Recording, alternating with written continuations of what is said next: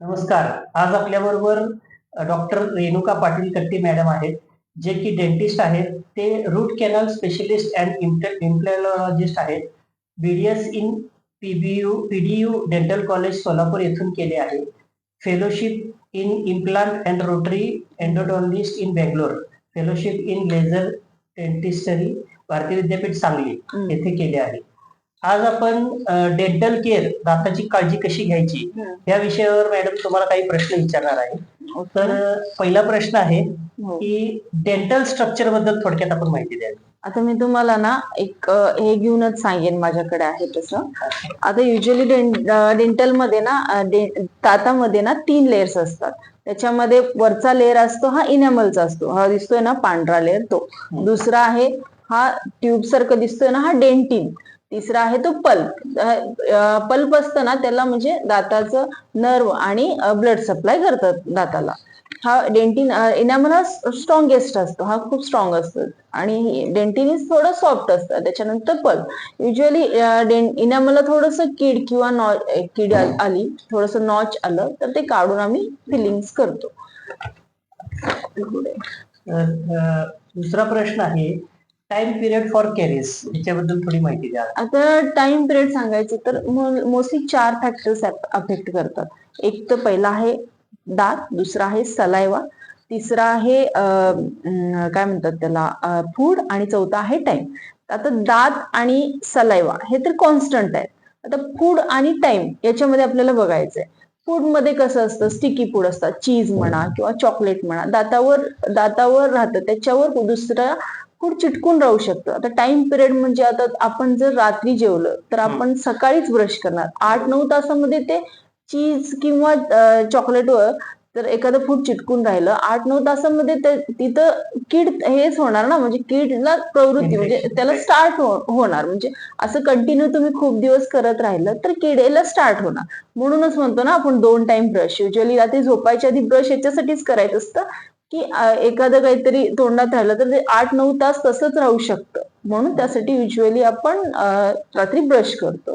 तिसरा प्रश्न आहे कोणते टूथब्रश आणि पेस्ट आणि ब्रश कुठला वापरावा? आता हा मेन क्वेश्चन आहे. बऱ्याच लोकांचा हा कन्फ्युजन असतं की मी स्वतः आता पेप्सोडेंट वगैरे वापरतो किंवा टीव्हीवर ऍडव्हर्टाईज बघता आपण ते कॉलगेट जे दिसेल ते, म्हणजे जे लोकांचं क्रेज काय टीव्हीवर सांगतात म्हणजे नक्की काय नेमकं काय आहे. मॅडम एक डेंटिस्टनी सांगणं आणि ऍडव्हर्टाईज बघून घेणं खूप फरक पडतो. नाही, बरोबर. थोडं गायडन्स तुमच्या पद्धतीने. आता आम्ही टूथपेस्ट मध्ये कुठलाही वापरा, त्याच्यामध्ये सॉफ्ट ब्रिसल्स असतात, हार्ड ब्रिसल्स, कुठलाही वापरा. असं काही टूथब्रश मध्ये कुठलाही असं काही नाही की हाच वापरा तोच वापरा, असं काही नाहीये. आता तर वेगवेगळे इलेक्ट्रिकल ब्रश आलेत, पण कुठलाही वापरा तुम्ही. असं नाही की फॅन्सी वापरलं म्हणून चांगलं होतं, असं वगैरे काही नाही. आता टूथपेस्ट मध्ये युजली कसं असतं, टूथपेस्ट ब्रश पेक्षा ना त्याच्यामध्ये वापरायची टेक्निक महत्वाची असते. आता लोक कसं करतात, आता मी आता तुम्हाला दाखवते.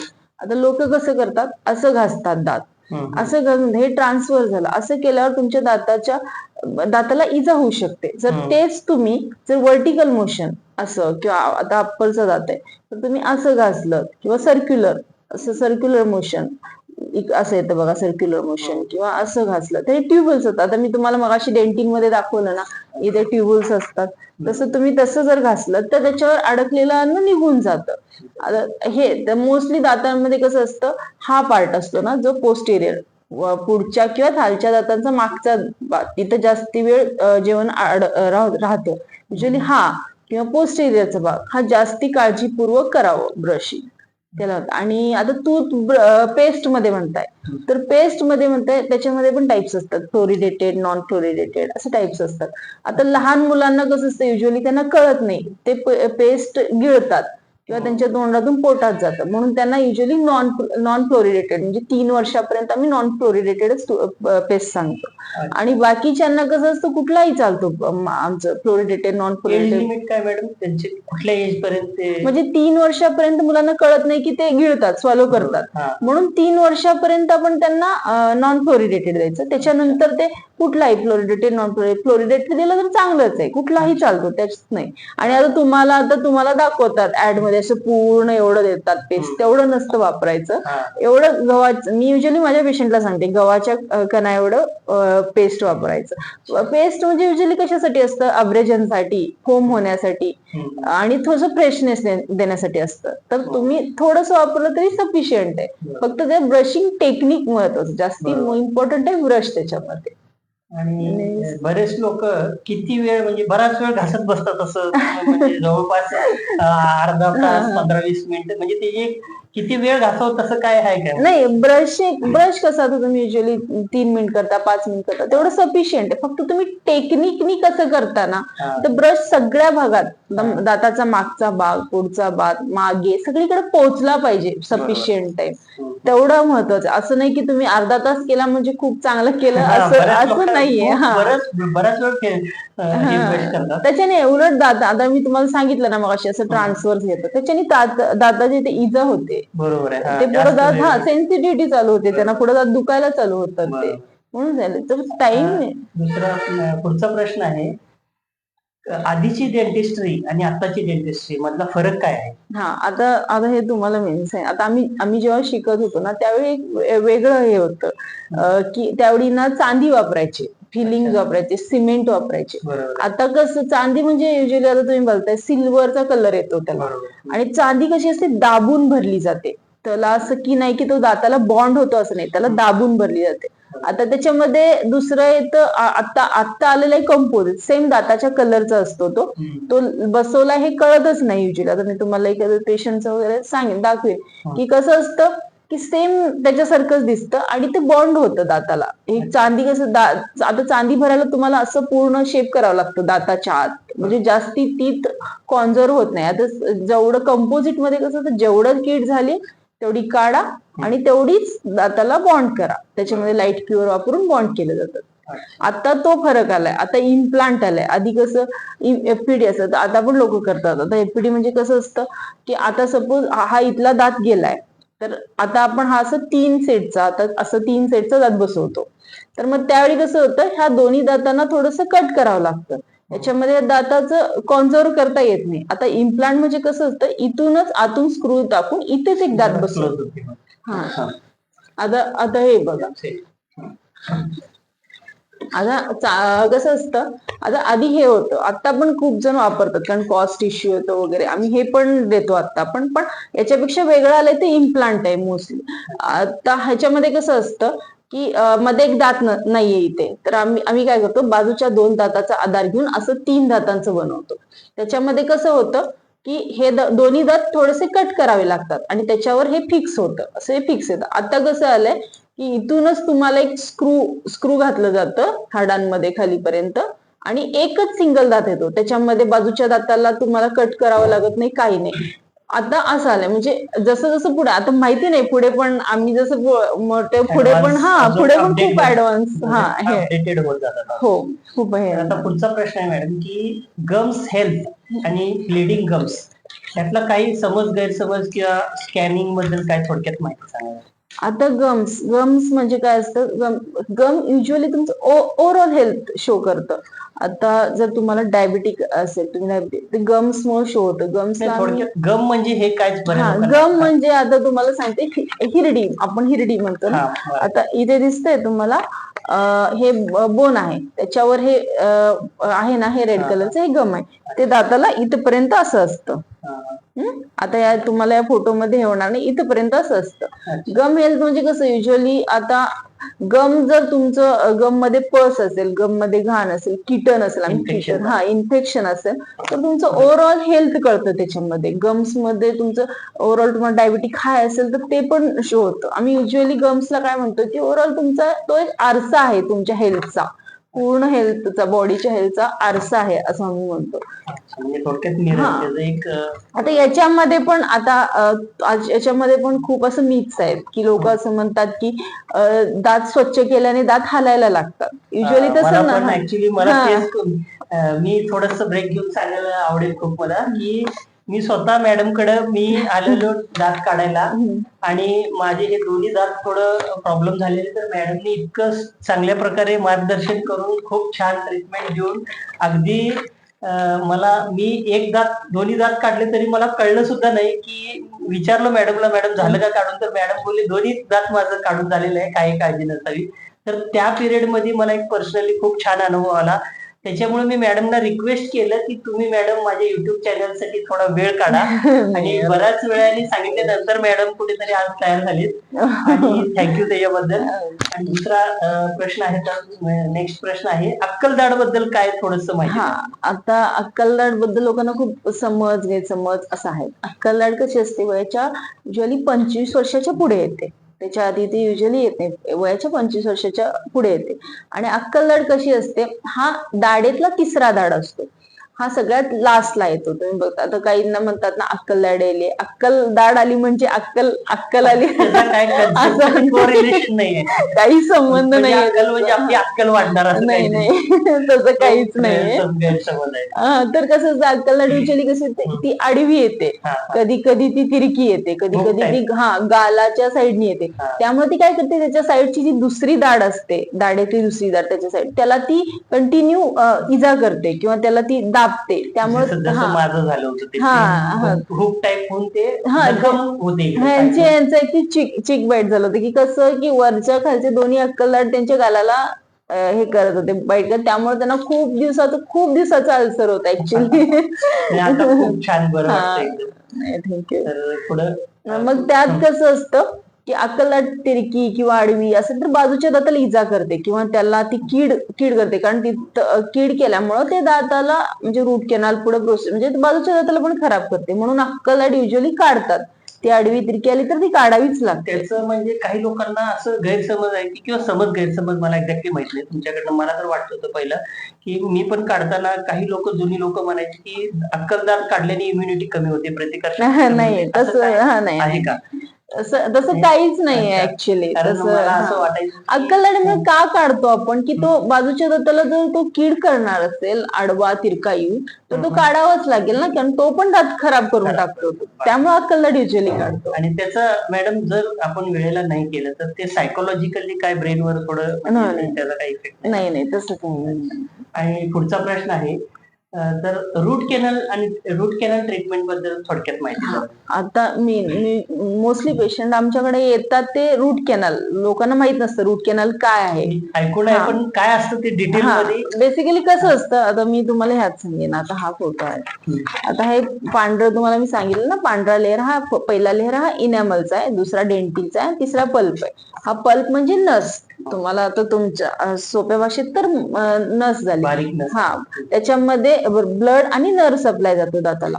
तर आता जर कीड इथून चालू झाली, ती इथे आली पांढऱ्या भागात इनॅमल मध्ये, तर काही नाही होत. आपण काढून, मी सांगितलं मग अशी कंपोजिट दाताच्या कलर सिमेंट भरलं तर काही नाही होत, आरामात टिकून जातं ते. आता तीच कीड जर नसेपर्यंत आली तर दात दुखायला चालू होतो.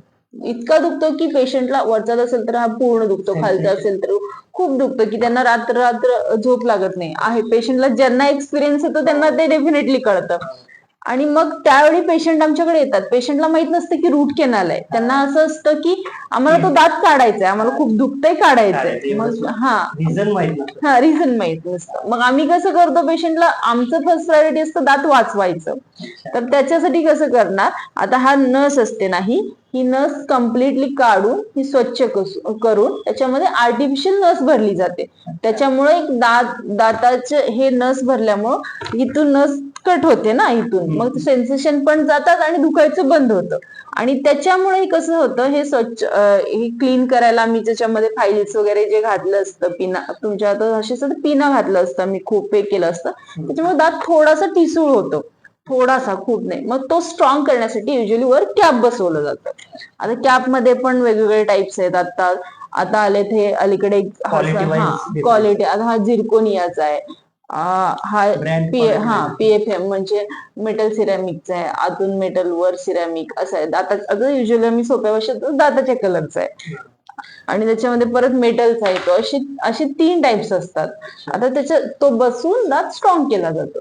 रूट कॅनल म्हणजे बेसिकली दातांच्या कॅनलची, म्हणजे कॅनलची ट्रीटमेंट, नसांची ट्रीटमेंट, रिपेअरिंग करायचं. पुढचा प्रश्न आहे, अलिग्नर आणि ब्रुसिस ह्यातला काय? अलायनर आणि ब्रेसिस. तर काय असतं आता ना पेशंट एव्हरी पेशंटला असतं आता खूप कॉन्शियस झालेत पेशंट. आधी तसं नव्हतं की कसं दिसायलंय आपलं आपला मुलगा आता 14-15 वर्षाचा आपला मुलगा मुलगी कसं दिसायला तेवढं आधी बघितलं नाही लुक जायचं. मॅटर हा आता कसं असतं की बघितलं जातं ते कसं दिसेल. मग त्यांना आता सगळ्यांना माहिती झालं की ब्रेसेसची ट्रीटमेंट करतात, क्लिपची ट्रीटमेंट म्हणतो आपण युजली. तर त्याच्यामध्ये आता व्हरायटी आली. आता अलायनर म्हणजे आता पुढच्या काळात येणारी डेंटिस्ट आता जी चालू आहे ती. त्याच्यामध्ये कसं ब्रेसेस म्हणजे दाताला फिक्स असतात, असे क्लिप्स असतात जे फिक्स असतात त्याच्यामध्ये. आणि अलायनर म्हणजे कसं असतं याच्यावर एक असं ट्रान्सपरंट लेअर येतं दातांवर जे फिक्स नसतं. आणि दुसरं म्हणजे ह्याच्यामध्ये कसं असतं तर ब्रेसेसमध्ये हायजीन राखलं जात नाही. आणि अलायनर मध्ये हायजीन कारण ते काढता येतं तुम्हाला ब्रश करायचं. ब्रेसेस एकदा चिटकवले की तुम्ही ज्यावेळी काढतो म्हणजे 1 वर्ष 1.5 वर्षांनी ज्यावेळी दात करेक्ट होतात त्याच वेळी ते काढलं जातं. म्हणून त्याच्यामध्ये थोडंसं हायजीन राखलं जात नाही. पण एक एक प्रॉब्लेम अलायनरचा असा आहे की पेशंट कॉम्प्लायन्स तो जास्ती महत्वाचा आहे. आता ब्रेसेस ते दाताला अटॅचच असतात. त्यामुळे पेशंटला ते काढायचं घालायचं हेच होत नाही. हे अलायनरचं कसं पेशंट एक वेळी आम्ही एज्युकेट करतो की पेशंट जे पॅरेंट्स येतात की हे घालावंच लागेल. तुम्हाला कधी कॉलेजला जाताय जेवढं कंपल्सरी दिवसभरात घालावंच लागेल. जर आपण कंटाळा केलं सोडलं तर ते लगेच इफेक्ट दाखवतं. म्हणून ते एक मेन त्याच्यामध्ये एक ड्रॉबॅक येतो. पण करतात सगळे युजली जे आता सेलिब्रिटी म्हणा किंवा आता आजकाल सेल्समन. बऱ्यापैकी हा सगळेच हँडल कारण हो आणि त्याच्यामुळे लुक वर इफेक्ट होतो. हा लूक त्याचा टाइम पिरियड काय म्हणजे किती दिवस त्याचं हे युजली 1 ते 1.5 वर्षापर्यंत असतं. डिपेंड्स अपॉन पेशंट म्हणजे किती आहे ते. फॉलोअपला पण हा यायला लागत हो आहे. एव्हरी मंथ फॉलोअप असतं. एव्हरी मंथ कारण टूथचं मुवमेंट होत असतं ना की तुम्हाला कसं पाहिजे त्याच्यावर एव्हरी मंथ ते फॉलोअप असतं. आता युजली त्याच्यामध्ये पण एक आलंय ना स्माइल डिझायनिंगचं. स्माइल म्हणजे सगळ्यांना आता कुठलं पण वय असू दे सगळ्यांना छान दिसायचं असतं. त्याच्यामध्ये स्माइल डिझाईन म्हणजे वेनिर्स आलेत, लॅमिनेट्स आलेत. तुम्हाला कसं दिसायचंय त्याच्यामध्ये ब्रेसेस लोक आता पण सगळे करून घेतात. आता आपण आता सेल्समन म्हणा किंवा सेलिब्रिटीज म्हणा, मॉडेलिंग करा म्हणा त्यांना सगळ्यांना आता त्याच्याबद्दल नॉलेज आलंय. आता सगळेजण ते करून घ्यायला जास्ती हे बघतात आता. आणि मॅडम ह्या सगळ्या गोष्टीचा ट्रीटमेंट कॉस्ट म्हणजे खर्च थोडक्यात काय अंदाज म्हणजे मेन लोकांना ती भीती असते की डेंटिस्ट म्हटलं की जरा जास्त खर्च वगैरे थोडस त्याबद्दल थोडक्यातच माहिती द्या. आता कसं असतं कॉस्ट सगळं आता हे सगळं ठीक आहे. रूट कॅनल ठीक आहे, इम्प्लांट ठीक आहे. आता तुम्हाला क्लिप करायचं पण शेवटी येऊन थांबतं ते खर्चावर की किती खर्च होतो. आता कसं असतं आता इम्प्लांटचं कॉस्ट आहे. आता जर इम्प्लांटचं ते कॉस्ट आता त्याच्यामध्ये मी कॉम्प्रोमाइज नाही करून चालत की याच्यामध्ये मी साधा इम्प्लांट घातला किंवा नाही करून चालत. चांगलाच इम्प्लांट घालावा लागतो. आता जर एखादा मला डायबेटिक पेशंट आलाय त्याला जर सॅलड खाऊन जर सॅलड वगैरे खाऊन त्याचं जर डायबेटिक कंट्रोलमध्ये येत असेल तर त्याला फुल माउथ इम्प्लांट करून घेणं मस्ट आहे. जर त्याचं डायबिट कंट्रोलमध्ये नाही राहिलं त्याला गँग्रीन झालं त्याचं जर बोट काढावं लागलं पायाचं बोट काढावं लागलं, हात काढावं लागलं, पाय काढावं लागलं तर मग ते म्हणजे त्यांना त्यापेक्षा हे इम्प्लांटचं कॉस्ट त्यांना कधी पण बेटर वाटतं की हा आपण त्याच्यामध्ये ऍटलीस्ट सॅलड खाऊन त्यांचं डायबेटिक कंट्रोलमध्ये तरी राहतं ना.